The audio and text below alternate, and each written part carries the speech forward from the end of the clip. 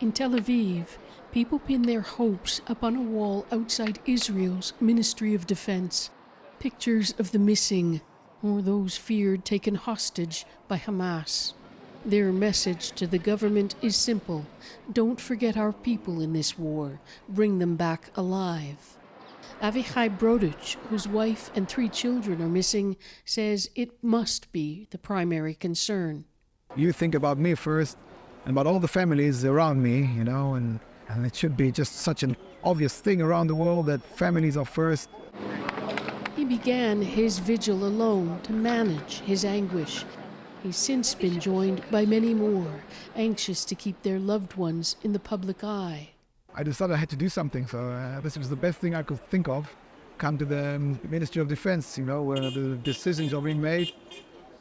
Took a chair with me, sat down with my dog. Allahu Akbar! In the chaos of Hamas's brutal attack, many people were rounded up by militants, some of it caught on videotape.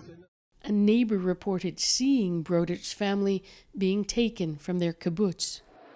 His brother Aaron, a Canadian from Toronto here to help, says it was a relief that they'd first thought they'd been killed. It's like the worst news you can think of in the world.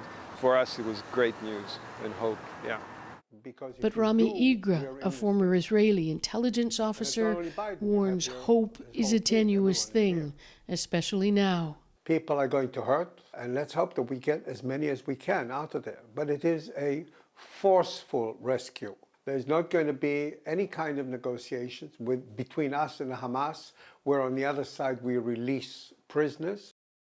On Monday, Hamas released a video of a young Israeli woman who identified herself as Mia Shem, asking to be returned to her family. It's not clear when it was filmed or what her condition is. Her mother held an emotional press conference. I didn't know she's dead or alive until yesterday. All I knew is that she might be kidnapped.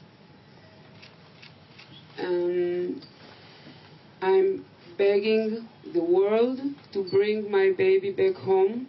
Igra says there will certainly be more hostage videos to come. They want the Israeli sentiment, the Israeli public, to start influencing the Israeli government to go into negotiations. This is not going to happen this time, but they will try their best.